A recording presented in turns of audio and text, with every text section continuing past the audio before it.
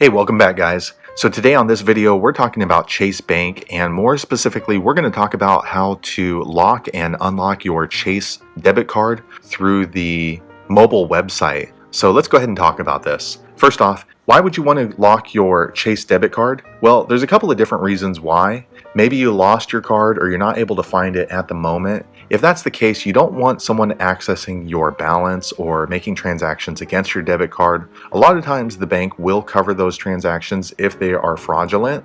However, it's still kind of an annoying process to go through with filling out fraud forms and then also waiting for the money to be returned. So to help avoid that, what you can do is if you lose your debit card temporarily and there's a chance that you might find it, you can easily just lock the debit card, and that way it avoids anyone from using it. But how do you do that? Well, it's pretty easy. You of course can use the Chase mobile banking app. Be sure to check the video description. I have a video that describes how to lock your Chase mobile debit card through the mobile banking app. But what if you don't have an app?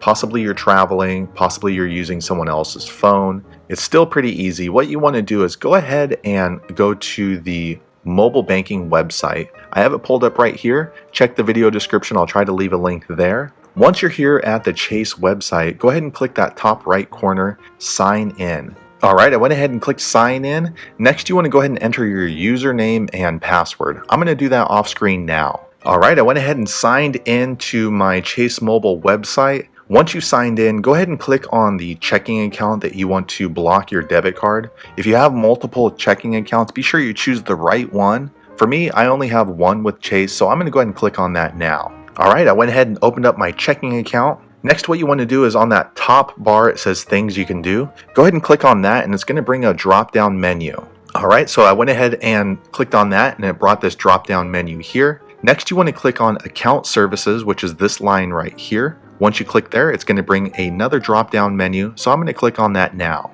Alright, I went in and clicked on that, and then this drop-down menu happens. You can see there's a lot of different options on there, but here's what you want to do.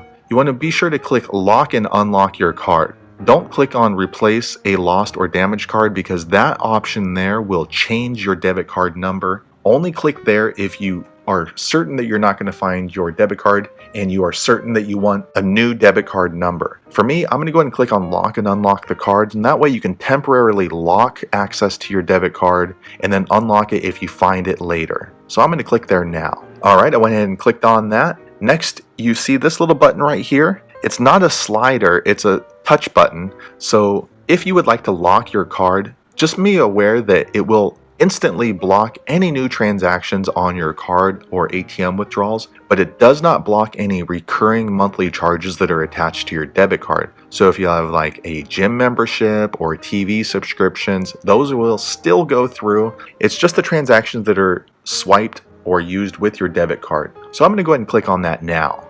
Alright, I'm clicked on it, and then about 2 seconds later you can see you've locked your card, so that's confirming. I still have my debit card, so I'm not going to keep it locked. I'm going to go ahead and unlock it. And to unlock your card, it's the same process. However, what you want to do is click this button one more time, and then it says unlocked, and then about 1 or 2 seconds later it says you've unlocked your card. One thing I do want to let you know is when you lock and unlock your debit card, you will receive a notification from Chase, usually through email, letting you know that the card is locked, confirming, and also letting you know it's unlocked, confirming that as well. So let me switch over to the email showing you the confirmation that the card has been locked. Alright, so here is the confirmation confirming that the debit card is now locked. As you can see there, it went to the email address that I had associated with my Chase checking account. You also receive one of these once the card is unlocked. Let me switch over to that email now. Alright, so here is the email confirming that my Chase debit card is now unlocked and ready to use. So again, if you lock or unlock your Chase debit card